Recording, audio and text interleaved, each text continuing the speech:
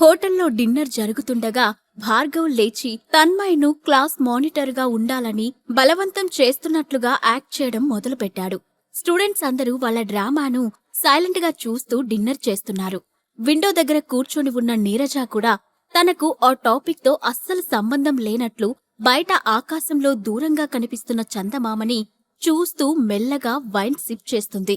ఆ సమయంలో బయటనుంచి వచ్చిన చంద్రుడి కాంతి ఆమె ముఖంపై పడుతుంటే వెన్నెల్లో విరిసిన తామరలా ఆమె అద్భుతంగా కనపడుతుంది. తన్మయ్ మాటలకు టీచర్ సబీనా కూడా ఏ సమాధానం చెప్పకుండా సైలెంట్గా కూర్చుంది.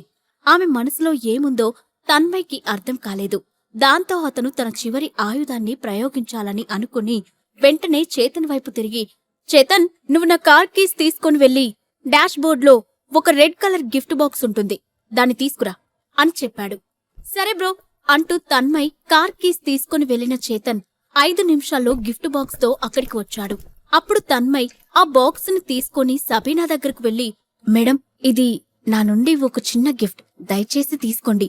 పాకెట్ FM డౌన్లోడ్ చేసుకుని కింగ్ ఆడియో సిరీస్ వినేయండి.